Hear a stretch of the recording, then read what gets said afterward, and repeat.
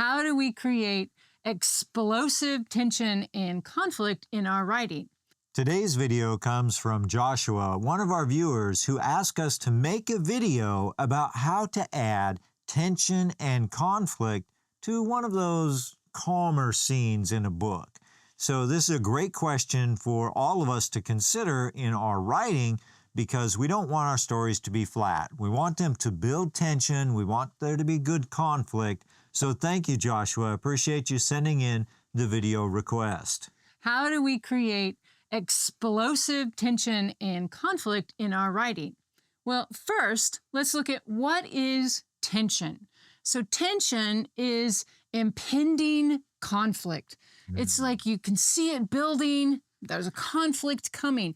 It can be an internal conflict within a character, or it can be an external conflict. It can be interpersonal. It can be about the environment. Whatever it is, the key to tension is impending conflict. And you can't have a good story without conflict, because the two go hand in hand.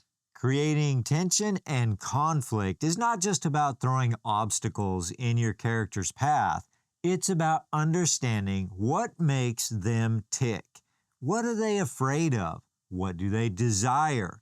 The more you understand your character, what makes them tick, what motivates them, the better you'll be at writing conflict and building tension that is more authentic and meaningful. For example, let's say your character has a big fear of failure. So you can put your character into a situation where they have to face that fear head on.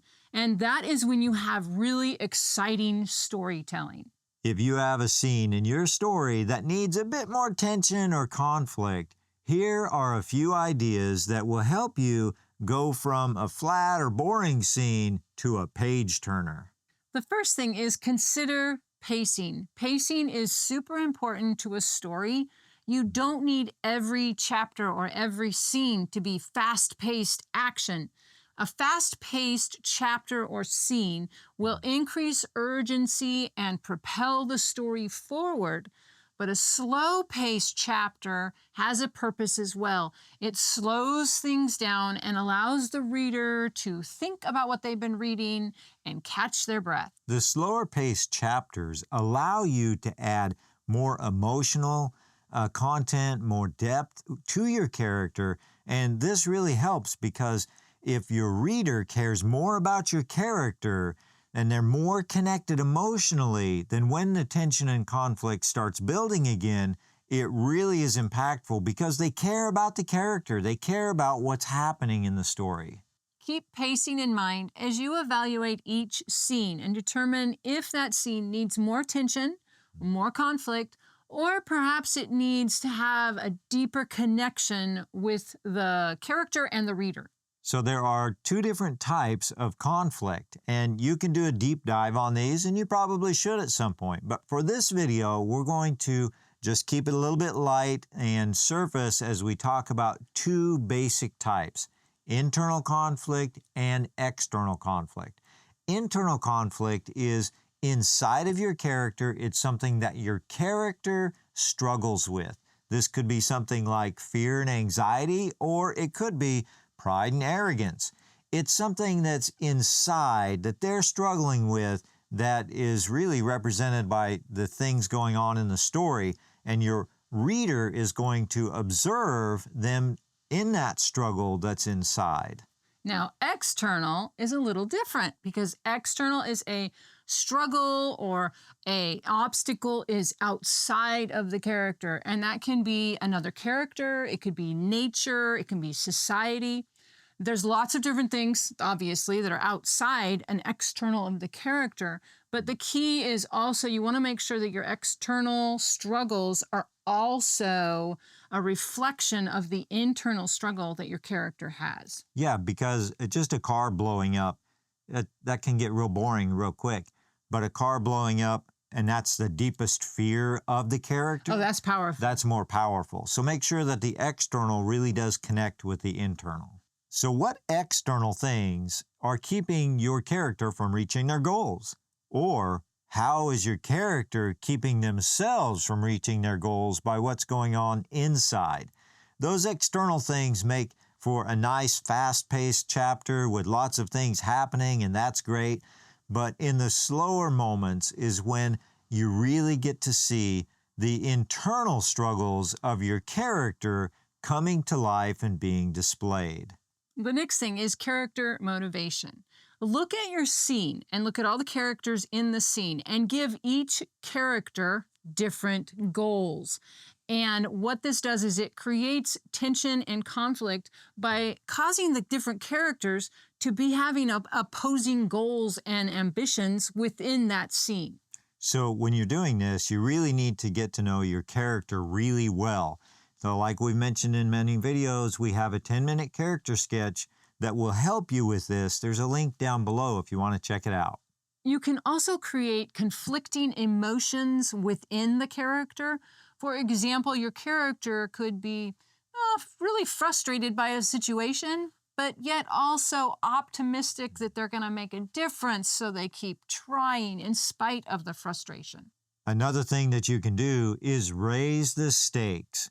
Figure out what your characters want in a scene and then find a way to keep them from getting that. So it's really easy to raise the stakes. You just identify what the character wants and then create new ways to keep them from getting it. Yeah, so ask the question, what's at stake for my character? What is going to happen if they don't reach their goal? How is it going to change them? How is it going to affect them if they fail? And let them get really close to their goal and then snatch it away. Now, one way to increase tension is to identify what the character wants and then let them try to achieve that multiple times. Now, a lot of writers use this rule of 3. You allow the character to try once and twice, and each time they fail, you raise the stakes. And then on the third time, they might succeed. Next, you want to complicate the story.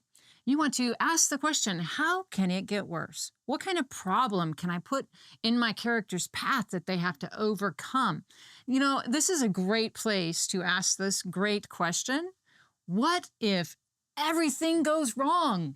So don't resolve, complicate. When your character is to the place that there needs to be something to resolve it, just throw in more complications. Figure out what obstacles you can put in their way to just keep moving that goal away from them a little bit, making it harder for them to achieve. This is where plot twists are a really great tool. A plot twist is an unexpected development in the story. And if you can make it so your reader doesn't see it coming, that's even better.